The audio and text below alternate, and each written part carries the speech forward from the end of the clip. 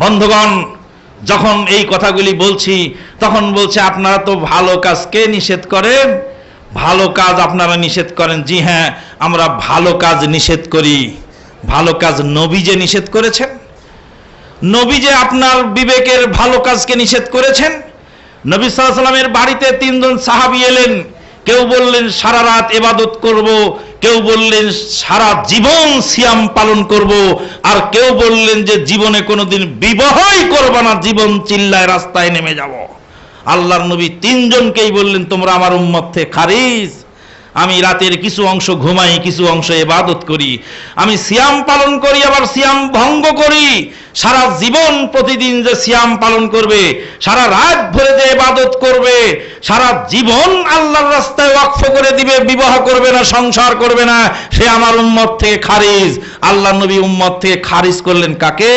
তারা কি তাস পিটাতে চেয়েছিলেন, না মদ খেতে চেয়েছিলেন, না গাঞ্জা খেতে চেয়েছিলেন, না খারাপ কাজ করতে চেয়েছিলেন? কাজ ভালোটাই যখন বেশি হয়ে যায় তখন যে খারাপ হয়ে যায়। আদব যখন 1 চামচ বেশি হয়ে যায় তখন বেয়াদবি হয়ে যায়। উস্তাদ বললেন শাগরেদকে চেয়ারে বসো, আরে বাবা বসো, 3 বার বসতে বললেন। শাগরেদ এতই আদবের ঢেকি, বললেন উস্তাদজি আপনার সামনে চেয়ারে বসা বেয়াদবি, অতএব বসলাম না। উস্তাদ 3 বার নির্দেশ দিলেন, 3 বারে বসলেন না। এরপরে আদবের কিছু থাকলো? আদব আলীকে বলছিল ডাব গাছ থেকে ডাব পারো, আদব আলী বলছিল উস্তাদ নিচে থাকবে, উপরে আমি ডাবের গাছে উঠবো, এত বড় বেয়াদবি হবে না, উস্তাদ তোমার ডাব তুমিই পারো। আদব যখন 1 চামচ বেশি হয় তখন বেয়াদবি হয়। চায়ের মধ্যে 1 চামচ চিনি বেশি হলে চা শরবত হয়ে যায়। খাদ্যের মধ্যে, তরকারির মধ্যে 1 চামচ লবণ বেশি হয়ে গেলে তরকারি অখাদ্যে পরিণত হয়। লবণ ছাড়াও চলে না, লবণ বেশি হয়ে গেল bad add. Bad add, bad মানে খারাপ, আর অ্যাড মানে সংযোজন। ইসলামের মধ্যে যেটা বেদাত ওটাই ইংরেজিতে ব্যাড অ্যাড। বিদআত শরীয়তের মধ্যে নতুন সংযোজন, যেটা শরীয়তের অনুমোদিত নয়। তাহলে একটু বেশি করলে ক্ষতিটা কি? ক্ষতিটা তো ওই জায়গায় যে আপনাকে মার্জিন দেওয়া হয়েছে, 1 দানা বেশিও করার অধিকার নাই, 1 দানা কমও করার অধিকার নাই। এটাই চূড়ান্ত, এটাই শরীয়ত। ইসলামী শরীয়তের ইবাদত কি মুরগি রান্না করা, যে আপনার ইচ্ছা মতো লবণ তেল দিয়ে আপনি ভুনা করে খাবেন, আপনার ইচ্ছা মতো ঝালের পরিমাণ দেবেন?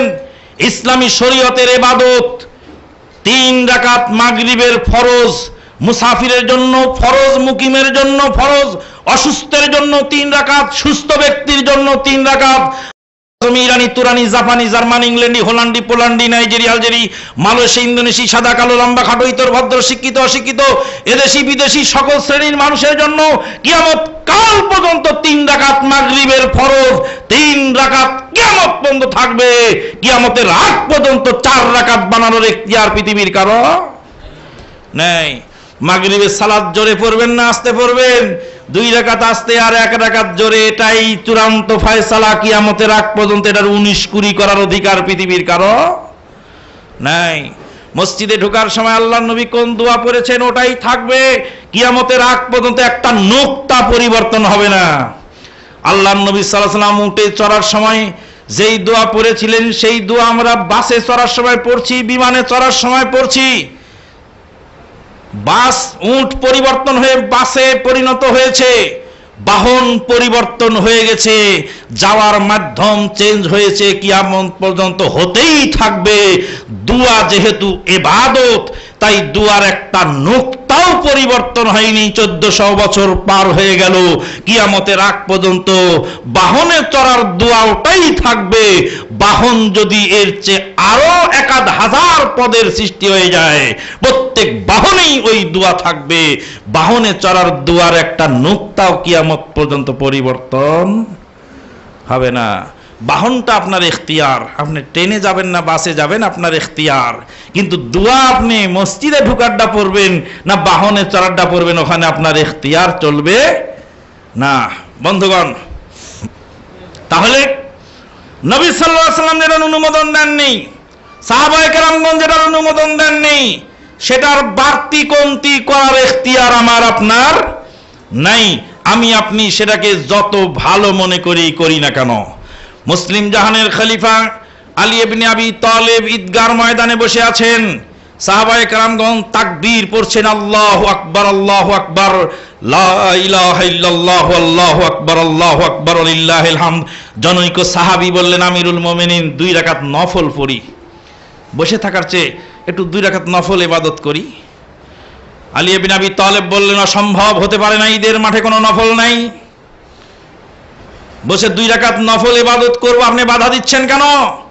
আলী ইবনে আবি তালেব বললেন, তোমার চেয়ে যিনি বেশি বুঝতেন আর তোমার চেয়ে যিনি বেশি পরহেজগার ছিলেন, তিনি ঈদগার ময়দানে সারা জীবন বসে বসে তাকবীর পড়েছেন, ঈদের সালাতের আগে কোনো নফল পড়েন নেই, অতএব তোমাকেও আমি নফল পড়ার অনুমতি দিলাম না। মুহাম্মদুর রাসূলুল্লাহ সাল্লাল্লাহু আলাইহি ওয়াসাল্লাম ইসলাম কমপ্লিট করে গেছেন। ইসলামকে পূর্ণতা দান করার পরে তিনি দুনিয়া থেকে বিদায় হয়েছেন। ওহী যেদিন শেষ হয়েছে নাজিল, সেই দিন আল্লাহ পাক তাকে উঠিয়ে নিয়েছেন দুনিয়া থেকে। কিয়ামতের আগ পর্যন্ত জিবরিল আমিন আর ওহী নিয়ে আসবেন না। 400 বছর পরে 4 মাযহাবকে ফরজকে বলল, 4 ফরজের 1 ফরজ তো আপনি মানলেন, আর 3 ফরজ গেল কোথায়? একজন লোক ট্রেনের মধ্যে বই বিক্রি করে, ভাইজান আমার এই বইয়ের মধ্যে পাবেন দরুদে মাপ, দরুদে মাহি, দরুদে লাখি, দরুদে হাজারি, দরুদে নারিয়া, দরুদে নুরিয়া, দরুদে তুনাজ্জিনা নাদে আলী সেহেল কাব, আরো পাবেন 9 টন, আরো পাবেন 130 ফরজ। 10 টাকার বইয়ের মধ্যে দুনিয়ার সবকিছুই আছে। আমি বললাম, ও খোকা, এটা কি এ বছরের ফরজ না গত বছরের ফরজ? হ্যাঁ, বছরে বছরে ফরজ আবার কম বেশ হয় নাকি? কেন রে বাবা, গতবার যে 30টা রোজা গেল, এবার যে 29টা গেল, তো একটা কম বেশ হয় নাই? আরে গত বছরে 30 রোজা ফরজ ছিল, এবার 29 রোজা ফরজ। রোজা যেমন একটি কমেছে, আবার নিয়ত তো একটা কমেছে। 30 রোজা 30 ফরজ, 30 নিয়ত 30 ফরজ। ও তো তুই 30 দিয়ে গুণে তো 130টা বানাস, তো ওখানে তো একটা রোজা যেমন কমলো, একটা নিয়ত কমলো, দুইটা তো একসাথেই কমলো। ওই জন্যই তো বললাম যে এই বছরের ফরজ না গত বছরের ফরজ। তারপরে আছে 4 মাযহাব 4 ফরজ, 4 কুরসি 4 ফরজ, 4 মাযহাব 4 ফরজ। তুমি কয় মাযহাব মানো? বলে আমি 1 মাযহাব মানি।